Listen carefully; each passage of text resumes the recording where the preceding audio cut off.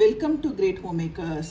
இன்னைக்கு கிறிஸ்மஸ் ஸ்பெஷலாக eggless plum cake recipe தான் பார்க்க போகிறோம். ஃபஸ்ட்டு ட்ரை ஃப்ரூட்ஸ் எல்லாம் சோக் பண்ணி கோல்டன் ரைசன்ஸ் திராட்சை வந்து 50 கிராம், கருப்பு திராட்சை 50 கிராம், கிரான்பெரிஸ் அது ஒரு 50 கிராம், செரிஸ் வந்து ஒரு 100 கிராம்ஸ் பாதியாக கட் பண்ணியிருக்கேன், பேரிச்சம்பழம் ஒரு 50 கிராம், டூட்டி ஃப்ரூட்டி எல்லோ கலரில் ஒரு 50 கிராம், ரெட் கலரில் ஒரு 50 கிராம்.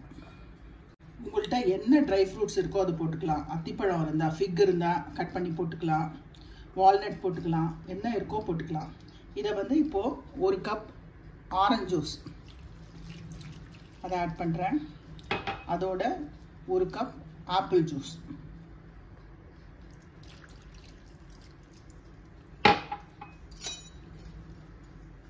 இது வந்து கடையில் வாங்கின ஆரஞ்சு ஜூஸ் தான், பேக்கெட் ஆரஞ்சு ஜூஸ் தான், ஆப்பிள் ஜூஸ் தான்.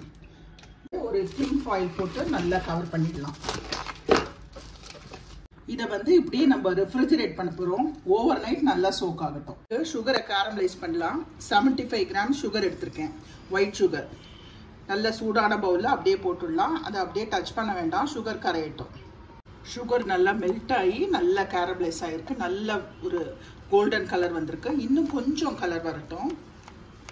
இந்த கலர் வந்தவுடனே அடுப்பை நான் ஆஃப் பண்ணிவிட்டு ஜாகிரதையாக ஒரு 1/4 டம்ளர் தண்ணி விடணும். கையில் படுறதுக்கு சான்ஸ் இருக்குது. ரொம்ப ஜாகிரதையாக ஒரு 1/4 டம்ளர் தண்ணி ஆட் பண்ணிக்கலாம்.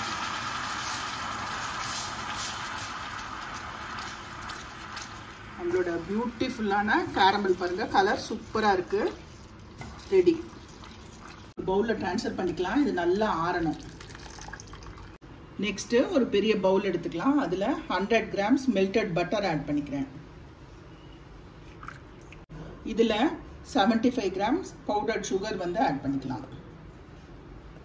ஃபஸ்ட்டு இந்த சுகரையும் பட்டரையும் நல்லா மிக்ஸ் பண்ணிக்கலாம். 50 ml கர்ட் இதையும் சேர்த்து நல்லா மிக்ஸ் பண்ணிக்கலாம். நம்ம ரெடி பண்ணி வச்ச கேரமெல்லாம் ஆட் பண்ணிக்க போகிறோம். ஒரு 1/4 டீஸ்பூன் வெண்ணிலா எசன்ஸ் எல்லாத்தையும் சேர்த்து நல்லா மிக்ஸ் பண்ணிக்கலாம். இது நல்லா மிக்ஸ் பண்ணியாச்சு. இது அப்படியே இருக்கட்டும். சோக் பண்ணி வச்ச ட்ரை ஃப்ரூட்ஸ்லாம் பாருங்கள், சூப்பராக சோக் ஆகி நல்லா பபிள் அப் ஆகிருக்கு. கட் பண்ணி வச்ச ட்ரை ஃப்ரூட்ஸ், அதாவது முந்திரி, பாதாம், பிஸ்தா, இதை வந்து ஆட் பண்ணுறேன். ஜிஞ்சர் கேண்டி, ட்ரை ஃப்ரூட் மிக்சரோட ஆரஞ்சு தோல் வந்து கொஞ்சம் அப்படியே துருவி போட்டுக்கலாம். ஆரஞ்சோட தோலை பீல் பண்ணி போட்டாச்சு. அதே மாதிரி கொஞ்சமாக லெமனோட தோலையும் நம்ம பீல் பண்ணி போட்டுக்கலாம். எல்லாத்தையும் சேர்த்து நல்லா மிக்ஸ் பண்ணிக்கலாம். இதை இந்த ட்ரை ஃப்ரூட்ஸை வந்து நம்ம ஆல்ரெடி பட்டரோட ரெடி பண்ணி வச்சோம் இல்லையா, சுகர் எல்லாம், அதில் வந்து நம்ம ஆட் பண்ண போகிறோம். நம்மளோட வெட் இன்க்ரீடியன்ஸ்லாம் ரெடி ஆயாச்சு. இது இப்படியே இருக்கட்டும். ட்ரை இன்க்ரீடியன்ஸ் எல்லாம் பார்க்கலாம். மைதா மாவு ஆல் பர்பஸ் ஃப்ளவர் 140 கிராம்ஸ் எடுத்திருக்கேன். சின்னமன் பவுடர் ஒரு 1/2 டீஸ்பூன், சுக்கு பொடி ட்ரை ஜிஞ்சர் பொடி ஒரு 1/2 டீஸ்பூன், கார்டமன் பவுடர் ஒரு 1/4 டீஸ்பூன், சால்ட் வந்து ஒரு 1/4 டீஸ்பூன், பேக்கிங் பவுடர் வந்து ஒரு 1/2 டீஸ்பூனுக்கு கொஞ்சம் கூட, பேக்கிங் சோடா ஒரு 1/4 டீஸ்பூன் அளவு போட்டால் போதும்.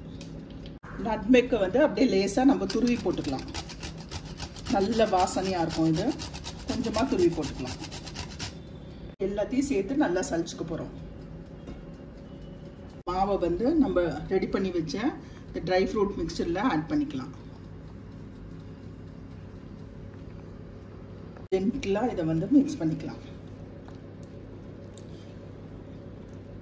இங்கே ஒரு ஸ்கொயர் மோல்டு, இது வந்து ஒரு 6.5 இன்ச்சஸ் மோல்டு வந்து பட்டர் பேப்பர் போட்டு வச்சுருக்கேன். ரெடி பண்ணி வச்ச பேட்டரை வந்து இதில் ஆட் பண்ணிடலாம். டின்னில் பேட்டர் போட்டாச்சு. லைட்டாக டேப் பண்ணிக்கலாம். மேலே டெக்கரேஷனுக்கு செரி, உங்கள்கிட்ட என்ன இருக்கோ மேலே டெக்கரேட் பண்ணிக்கலாம். அவனை வந்து 180 degrees ஒரு 10 minutes ப்ரீ ஹீட் பண்ணிவிட்டு 150 degreesல ஒரு 90 minutes இது வந்து பேக் பண்ணணும். ஒரு 1 hour கழிச்சு ஒரு 60 minutes கழிச்சு நீங்கள் பார்க்கணும் வெந்திருக்கா அப்படின்னு. ஒரு அவன் ஒரு மாதிரி இருக்கும். நான் இப்போ வந்து 90 minutesக்கு செட் பண்ணி வைக்கிறேன். இந்த கேக் வந்து பேக் ஆகி வந்திருக்கு. நான் 90 minutes வந்து ஓவனில் குக் பண்ணியிருந்தேன். ஒரு ஸ்டிக்கை வந்து நம்ம இன்சர்ட் பண்ணி பார்க்கலாம். க்ளீனாக வருது பாருங்கள். க்ளீனாக வந்தது அப்படின்னா நல்லா குக் ஆகிடுதுன்னு அர்த்தம். 60 minutesல நான் பார்த்தேன், அதில் வந்து சரியாக குக் ஆகலை. நம்ம இது மாதிரி விட்டு பார்க்கும்போது கொஞ்சம் மாவு வந்திருந்தது. ஸோ திருப்பி ஒரு 30 minutes வந்து நல்லா க்ளீனாக இப்போ வருது. இது நல்லா ஆறட்டும். கொஞ்சம் ஆறின அப்புறம் டீமோல்ட் பண்ணலாம். கேக் வந்து ஆறியாச்சு, நம்ம டீமோல்ட் பண்ணிடலாம்.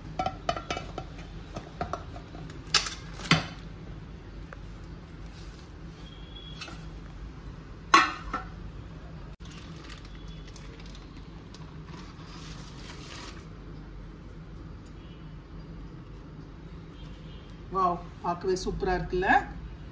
நம்மளோட சூப்பரான ப்ளம் கேக் வந்து ரெடி ஆயாச்சு. கட் பண்ணி பார்க்கலாமா?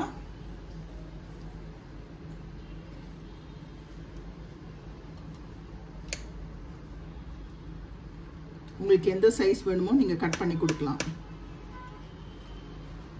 சூப்பரான ப்ளம் கேக் ரெடிங்க. நம்ம வீட்டிலேயே ரொம்ப ஈஸியாக நம்ம ப்ளம் கேக் வந்து ரெடி பண்ணிடலாம். இந்த ப்ளம் கேக் ரெசிபி கண்டிப்பாக உங்களுக்கு பிடிச்சிருக்கும்னு நினைக்கிறேன். இந்த கிறிஸ்மஸ்க்கு ட்ரை பண்ணி பாருங்கள், நியூ இயருக்கு ட்ரை பண்ணி பாருங்கள். ரொம்ப ஈஸியாக வீட்டில் பண்ணிடலாங்க. கண்டிப்பாக பண்ணி பார்த்துட்டு உங்கள் கமெண்ட்ஸை சொல்லுங்கள். Like, share, subscribe to this channel. Thank you.